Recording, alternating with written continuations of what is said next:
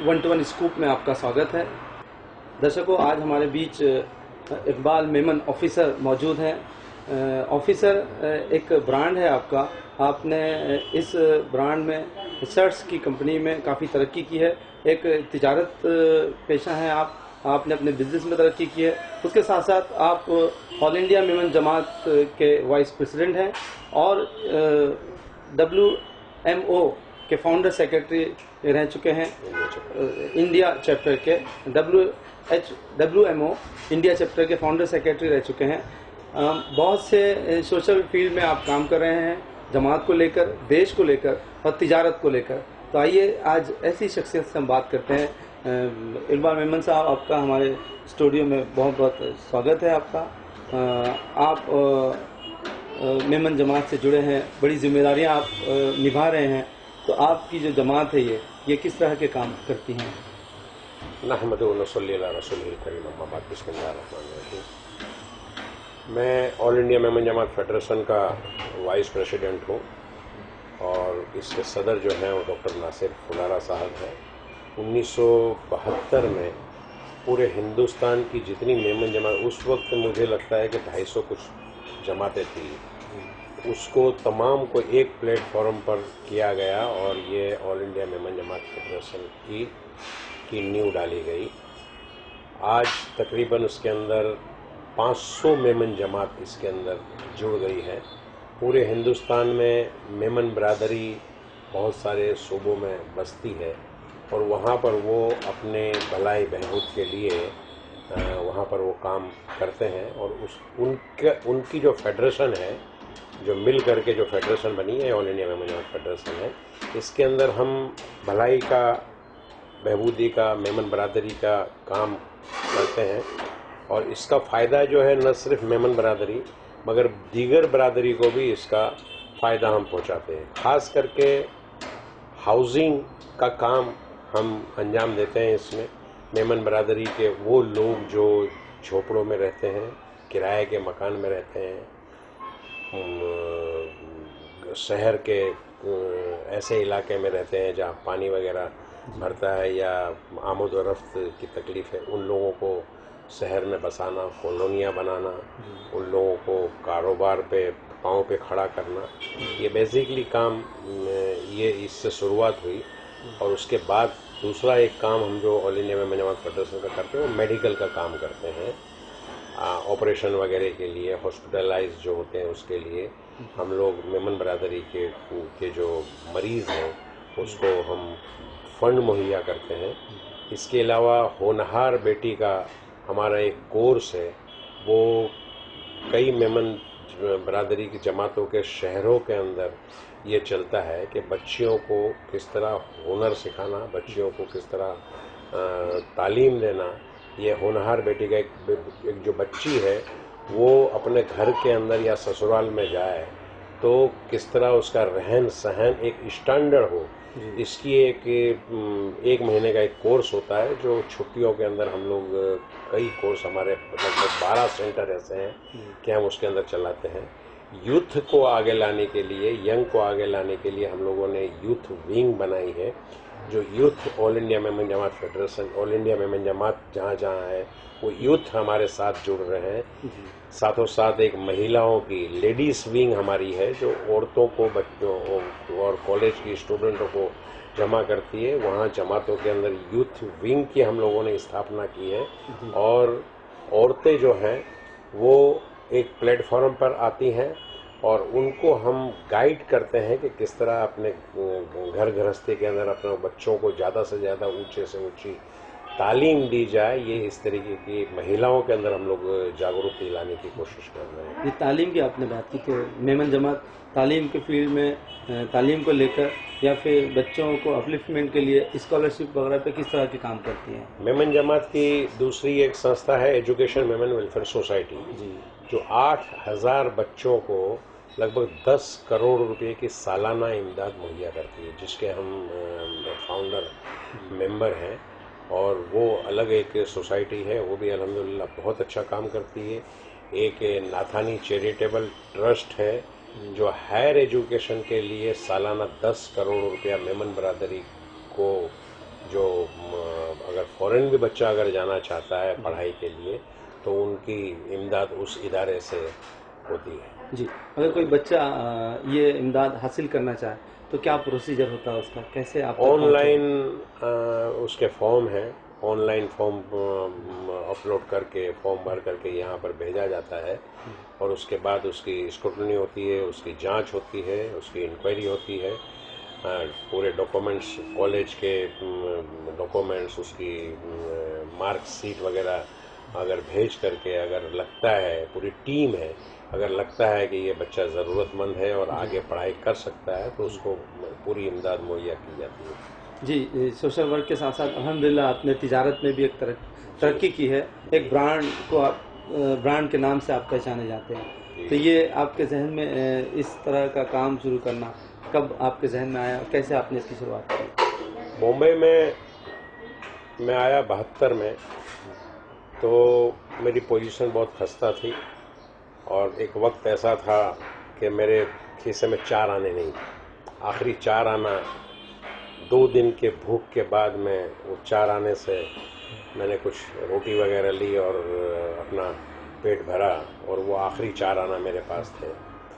और यहीं मेमन मोहल्ले में मीनारा मस्जिद है, वहाँ मैं नमाज के लिए गया और वो हिचकियाँ ले करके मुझे रोना आ गया कि भाई आज दुनिया के अंदर अगर सबसे ज़्यादा अगर गरीब और फ़कीर अगर हूँ तो मैं हूँ। एक फ़कीर के पास भी कुछ ना कुछ रकम होगी, मेरे पास तो आज तो इतनी रकम भी नहीं है। वो अल्लाह ने सुन लिया और उसके बाद फुटपाथ पे मैंने मेरा कारोबार बहुत छोटे पैमाने से शुरू किया। 100 रुपये की किसी से उधार ले करके बॉल पेन खरीद करके मैंने फुटपाथ में मेरा कारोबार शुरू किया और अल्हम्दुलिल्लाह उसमें आगे तरक्की होती गई। एक वक्त ऐसा आया कि पूरे बॉम्बे में 100 पथारे मेरे, 100 स्टॉल मेरे हो गए, उसमें आगे तरक्की हुई। उसके बाद बॉल पेन से आगे बढ़ करके कटलेरी लगाया, उसके बाद मैं गारमेंट्स शर्ट बेचना वहाँ शुरू किया। तो मेरे ज़्यादातर मेरे पथारे वगैरह ज़्यादातर मेरे स्टॉल जो है वो ऑफिस एरिया में मैं लगाता था। चर्च गेट है, मेडो स्ट्रीट है, शेर बाजार है, क्या सचिवालय है, तो ऑफिस एरिया में ही मेरे कारोबार चलता था। तो मेरे जहन में आया कि अगर कोई ब्रांड अगर मैं चालू करूंगा तो ऑफिसर नाम से चालू करूंगा। तो मैं मेरे घर पे ही 2 मशीन डाल करके मैंने शर्ट का कारोबार शुरू किया और मेरे हाथ से ही उसको इस्त्री करना, मेरे हाथ से उसको पैकिंग करना और उसके बाद उसको फ़रोख्त करने का काम शुरू किया। आज अल्हम्दुलिल्लाह मेरे बच्चे कारोबार संभाल रहे हैं और आज 200 मशीन का प्रोडक्ट हमारा चल रहा है और ऑल ओवर इंडिया ये ऑफिसर ब्रांड जो है ये जा रहा है और ये एक्सपोर्ट भी हो रहा है। तो ये ज़िंदगी के सफ़र की जो शुरुआत है आपकी तिजारत की, वो यही है कि कहीं और से आप इन बॉम्बे आप माइग्रेट हुए हैं कि यहीं के रहने वाले हैं? नहीं, हम लोग इसके पहले उड़ीसा में थे। उड़ीसा में हम लोगों के अल्हम्दुलिल्लाह बहुत बड़े कारोबार थे, मगर वहाँ पर 63 में राइट्स हुआ और वो राइट्स में हमारे कारोबार हम वहाँ लूट लिए गए पूरे और बिल्कुल खाली हो गए। और उसके बाद भटकते भटकते भटकते भटकते मैं बॉम्बे आया किस्मत आजमाने के लिए, ये सुन करके कि बॉम्बे एक ऐसा शहर है कि सब यहाँ पर बसते हैं, जो खाली हाथ यहाँ पर आए हैं अल्लाह ताला ने उनको उरूज दिया है। और मेहनत और हौसला और हिम्मत अगर बॉम्बे कोई आए और हिम्मत हौसला अगर हो तो बॉम्बे में वो बिल्कुल तरक्की किया है। जी, जमाती कामों के सोशल वर्क के अलावा और भी आप कोई सोशल बहुत सारी सोशल एक्टिविटीज़ में मैं हूँ। ऑल इंडिया मेमन जमात फेडरेशन में हूँ, वर्ल्ड मेमन ऑर्गेनाइजेशन, इसी तरह जिस तरह ऑल इंडिया मेमन जमात फेडरेशन जिस तरह पूरे हिंदुस्तान की मेमन जमातों का एक प्लेटफार्म बना, इसी तरह एक प्लेटफार्म वर्ल्ड मेमन ऑर्गेनाइजेशन WMO का दुबई के अंदर उस टाइम में मीटिंगें चल रही थी सन 2000 में, तो उसकी कॉन्स्टिट्यूशन बन रहा था। उस कॉन्स्टिट्यूशन में मैं मरहूम आदम नूर साहब जो जनरल सेक्रेटरी थे एजुकेशन मेमन वेलफेयर सोसाइटी के, उनके साथ में मैं 2-3 बार गया और मुझे भी ऐसी दिलचस्पी हुई कि मैं बहुत छोटे से शुरुआत बॉम्बे में किया हूँ, मगर बहुत सारे लोग पूरे हिंदुस्तान के अंदर गरीबी के अंदर जी रहे हैं। अल्लाह ताला ने हमें नवाजा है, तो हमें ये चाहिए कि उन लोगों को भी हम इस तरह पाँव पे खड़ा करें, ताकि उनके अंदर भी अलाना ऑफिसर या दूसरी ब्रांड और दूसरे लोग जो साहिब माल हैं, उस तरह हमारे मेमन बरादरी के लोग भी डॉक्टर, वकील, इंजीनियर बने और पाँव पे खड़े हुए। उनकी जो गुर्बत है वो हमारा फ़र्ज़ बनता है कि उनकी गुर्बत को हम दूर करें। इसके लिए वो हमने कमर कसी और मैं इस सोशल फील्ड के अंदर आगे आया। वर्ल्ड वेमन ऑर्गेनाइजेशन का फाउंडर यहाँ हिंदुस्तान में हमने वर्ल्ड वेमन ऑर्गेनाइजेशन की बुनियाद डाली और स्टार्टिंग से ही मैं उसका सेक्रेटरी में रहा। और पूरे हिंदुस्तान को जब गुजरात में राइट्स हुए तो WMO की इमदाद में खुद लेकर के 1 करोड़ की इमदाद हम लोगों ने पहुंचाई। यहाँ बॉम्बे में राइट्स हुए, उस टाइम में हमने काफ़ी इमदाद पहुंचाई, मगर हमने कभी भेदभाव नहीं रखा। हिंदू और मुसलमान जहाँ जहाँ अफेक्टेड हुए हैं सारे लोगों को हमने इसकी मदद पहुंचाई। साथों साथ मैं red crescent society of India का मैं वाइस प्रेसिडेंट हूँ। गुजरात में जब फसाद हुए उस टाइम में हमने उसकी मदद पहुंचाई। कच्छ में जब भूकंप आया तो हम लोगों ने वहाँ पर 20 दिन तक पूरी डॉक्टर की टीम ले जा कर के हमने वहाँ पर कच्छ में एक कैंप लगाया और हज़ारों लोगों के हमने वहाँ पर इमदाद की, वहाँ पर तिब्बी सहूलियत वहाँ पर उन लोगों को पहुँचाई। सुनामी साउथ में आया था, उस वक्त हमारी पूरी टीम जो है गई थी। और अभी 1 महीना पहले उत्तरांचल में जो उत्तराखंड में जो शदीद बारिश आई, तो वहाँ पर भी हम लोगों ने 20 डॉक्टर की टीम और वहाँ पर जो भी चीज़ कंबल वगैरह और कपड़े वगैरह और दवाई वगैरह की ज़रूरत थी हम लोगों ने पहुँचाया। इस तरह हम लोग सार्वजनिक काम जो है वो करते हैं। इसके साथ साथ एकता वेलफेयर एसोसिएशन की मैंने यहाँ पर स्थापना की है, जो हिंदू और मुसलमान की एकता को लेकर के हम काम करते हैं, जिसमें अभी पिछले हफ्ते गणपति का विसर्जन हुआ। पिछले 20 साल से गणपति मंडल में जकरिया मस्जिद स्ट्रीट में मैं लगाता हूँ। गणपति का विसर्जन जो होता है वहाँ पर हम मंडप लगा करके गणपति के जो सरबराह रहते हैं, उनके जो मंडल रहते हैं, उसका हम इस्तकबाल करते हैं। और ऐसा कौमी एकता की भावना हमारे इस मुस्लिम इलाके में पैदा हुई है। हिंदू मुस्लिम को मिला करके हम ये प्रोग्राम करते हैं। इसी तरह ईद मिलादुन नबी का बहुत बड़ा एक जुलूस बॉम्बे से निकलता है, जिसकी सरबराही अपने स्वर्गीय इंदिरा गांधी, राजीव गांधी भी कर चुके हैं। जिसका आखिरी पॉइंट जो है मोहम्मद अली रोड में मैं वहाँ पर मंडप लगाता हूँ और वो लोग वहाँ पर उतरते हैं और वहाँ उस मंडप में नॉन मुस्लिम को जो कारनामा यहाँ बॉम्बे के अंदर जो अच्छे कारनामा अंजाम देते हैं, जैसे हॉस्पिटलों के डीन हैं, प्रोफेसर हैं, टीचर्स हैं, डॉक्टर्स हैं, तो उन लोगों को हम सर्टिफिकेट देते हैं। तो एक एकता की भावना जो है इससे उजागर होती है। और ये डोंगरी 4 नल में एक जुलूस निकलता है जैन लोगों का, वरघोड़ा निकलता है महावीर जयंती में, तो वो उसका भी वेलकम, इसका भी इस्तकबाल हम फूल वगैरह से करते हैं।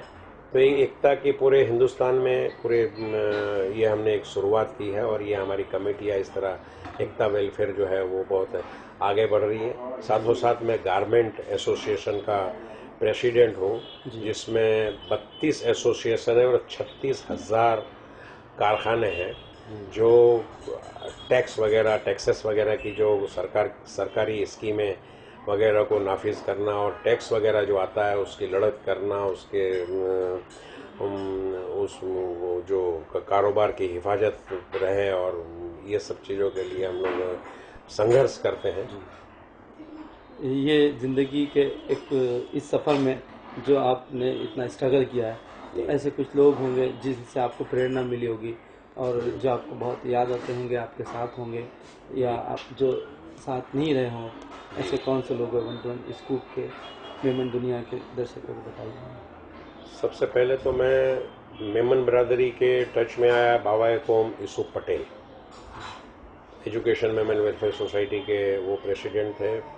ऑल इंडिया मेमन जमात फेडरेशन के भी बानी थे, पूरे हिंदुस्तान घूमते थे, बहुत मुखलिस शख्सियत थी। उनके साथ मुझे काम करने का मौका मिला।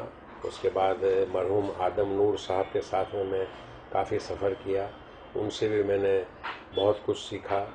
मरहूम मोहम्मद अली रंगून वाला जो वर्ल्ड मेमन फाउंडेशन के चेयरमैन थे और लंदन में थे, और वाहिद एक मेमन ऐसे थे कि जो लंदन के स्टॉक एक्सचेंज के प्रेसिडेंट बने। उनके साथ मेरे कुछ ताल्लुकात हुए, उनसे मैंने काफ़ी सीखा। अली टब्बा हमारे एक बुजुर्ग थे, उनसे काफ़ी मैंने सीखा। एक अमेरिका से आते थे अब्दुल गफ्फार पोची, वो पूरे हिंदुस्तान में बहुत सारी कॉलोनियाँ बनाए, कॉलेज बनाए। वो मेरे हाथ से ही इनॉग्रेशन कराते थे और मुझे ही लेके जाते थे। उनके साथ में मैंने बहुत घूमा हूँ, और उनके अंदर जो एक लगन थी कौम के लिए, तो वो हर साल यहाँ पर आते थे। मैंने उनको देखा कि एक मरतबा 104 डिग्री बुखार था, उसके बाद भी उन्होंने सेगांव जाना था हमें, तो मैंने कहा, बहुत सारा इसरार किया कि ये आपकी पोजीशन है और आप कैंसिल कीजिए, प्रोग्राम हम दोबारा करेंगे दूसरे दिन। बोले नहीं, मैंने वायदा किया और मुझे वो वहाँ कॉलेज की संगे बुनियाद इकबाल भाई आपके हाथ से डालनी है और हमको जाना है। तो उस पोजीशन के अंदर भी वो वहाँ पर सेगांव गए और संगे बुनियाद डाली गई मेरे हाथ से। तो ऐसे लोगों, एक डॉक्टर नासिर फुलारा साहब हैं, हमारे ऑल इंडिया मेमन जमात फेडरेशन के सदर हैं, उनके साथ में मैं काम कर रहा हूँ। तो वो भी बहुत, उनसे मैंने काफ़ी सीखा है, इतने मसरूफ़ डॉक्टर हैं।